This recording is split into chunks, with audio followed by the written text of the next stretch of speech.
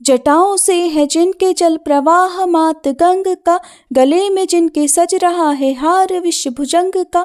डमट डमट डमट डमरू कह रहा शिव शिवम, तरल अनल गगन पवन धरा धरा शिव शिवम।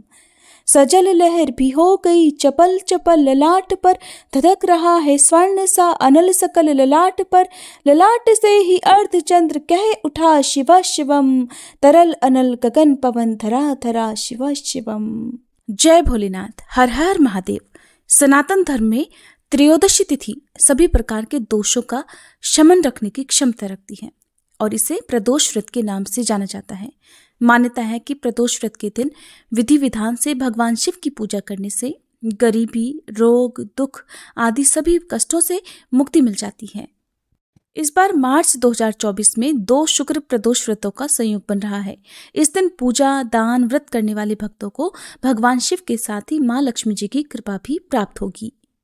मार्च महीने का पहला प्रदोष व्रत 8 मार्च शुक्रवार को और दूसरा प्रदोष व्रत होगा 22 मार्च शुक्रवार को। शिव पुराण के अनुसार महादेव ने देवी सती को प्रदोष का महत्व समझाते हुए कहा था कि कलयुग में प्रदोष ही धर्म, अर्थ, काम और मोक्ष का सबसे सटीक और आसान मार्ग होगा। शुक्रवार के दिन आने वाला प्रदोष व्रत करने से नौकरी और बिजनेस में सफलता के मार्ग आसान हो जाते हैं। सौभाग्य और दाम्पत्य जीवन में भी सुख बढ़ता है। कुंडली में शुक्र या चंद्र दोष हो तो वह भी दूर हो जाता है और ऐसे व्यक्ति की आयु भी लंबी होती है। स्कंद पुराण में इस व्रत का महत्व बताते हुए कहा गया है कि इस व्रत को 2 तरह से रखा जाता है। कुछ लोग प्रदोष व्रत को सुबह सूर्योदय के साथ ही प्रारंभ करते हैं, शाम को प्रदोष काल में पूजा करने के बाद उपवास खोल लेते हैं। तो वहीं कुछ लोग इस दिन 24 घंटे व्रत रखते हैं, यानी सुबह से लेकर अगले दिन के सूर्योदय तक व्रत रखते हैं कि जैसी श्रद्धा और सामर्थ्य हो उसके अनुसार आपको व्रत रखना चाहिए। इस बार 8 मार्च शुक्रवार को एक साथ 2 व्रतों का संयोग पड़ रहा है, क्योंकि इसी दिन शुक्र प्रदोष व्रत के साथ ही महाशिवरात्रि व्रत भी है। ऐसे में आप दोनों ही व्रत एक साथ रख सकते हैं और दोनों व्रतों की पूजा भी आसानी से कर सकते हैं।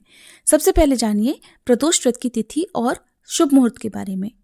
इस बार 8 मार्च शुक्रवार को शुक्र प्रदोष व्रत रहेगा। इस दिन सुबह आप हाथ में जल और पुष्प लेकर व्रत रखने का संकल्प लें। यदि महाशिवरात्रि का व्रत भी रख रहे हैं तो दोनों ही व्रतों की पूजा आप अलग अलग करें और दोनों ही व्रतों का अलग अलग संकल्प भी लें। प्रदोष व्रत में या महाशिवरात्रि के व्रत में आप जिस भी प्रकार का फलाहार करना चाहते हो उसका संकल्प भी आपको लेना चाहिए।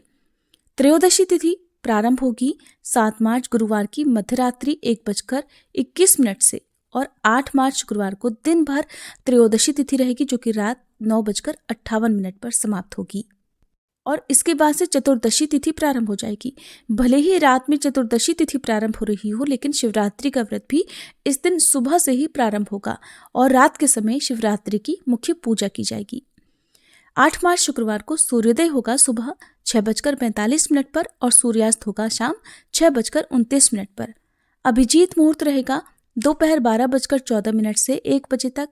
अमृत काल रात 10:45 से 12:07 तक रहेगा। इस शुभ मुहूर्त में आप खास तौर पर भगवान शिव के किसी विशेष मंत्र का, जैसे ओम नमः शिवाय मंत्र का या महामृत्युंजय मंत्र का जाप अवश्य करें, आपकी मनोकामना जरूर पूर्ण होगी। राहु काल सुबह 10:30 से दोपहर 12 बजे तक रहेगा, जो कि अशुभ मुहूर्त माना जाता है। किसी भी प्रदोष व्रत में प्रदोष काल के समय भगवान की पूजा जरूर करनी चाहिए। सुबह की पूजा आप बिल्कुल साधारण तरीके से कर सकते हैं, लेकिन शाम को आप जहां तक हो सके आसपास के मंदिर में जाकर शिवलिंग का पूजन करें। शिवलिंग पर 1 लोटा जल अवश्य चढ़ाएं। इसके अलावा आप गंगा जल, दूध, दही, घी से शिवलिंग का अभिषेक कर सकते हैं। आप आज के दिन रुद्राभिषेक भी कर सकते हैं। वैसे तो भगवान भोलेनाथ अपने भक्तों की बहुत कम भक्ति से प्रसन्न हो जाते हैं। ऐसे में यदि आप उन्हें केवल 1 फूल या 1 पत्ती भी अर्पित कर देते हैं तो उसी को प्रेम पूर्वक स्वीकार करके अपने भक्तों की मनोकामना पूर्ण करते हैं। लेकिन जो भक्त जीवन भर भगवान शिव की कृपा प्राप्त करना चाहते हो, उन्हें इस दिन सच्चे मन से शिव चालीसा का पाठ और ओम नमः शिवाय मंत्र का जाप जितनी देर तक संभव हो सके जरूर करना चाहिए। प्रदोष काल में आप भगवान शिव सहित पूरे शिव परिवार का पूजन करें और इस दिन चंद्र देवता की पूजा या चंद्र देवता का ध्यान भी जरूर करें, जिससे कुंडली में अगर चंद्र दोष है या जो लोग बहुत ज़्यादा मानसिक तनाव का शिकार रहते हो, उन्हें इस समस्या से मुक्ति मिल जाती है। आज के दिन प्रदोष व्रत की कथा के साथ ही शिव स्तुति पाठ, शिव चालीसा का पाठ, शिव तांडव स्तोत्र और रुद्राष्टकम का पाठ भी जरूर करना चाहिए। भक्त जितना भी अपने मन को भगवान के चरणों में आज के दिन लगाए रहते हैं, उन्हें उसी प्रकार के पुण्य की प्राप्ति होती है।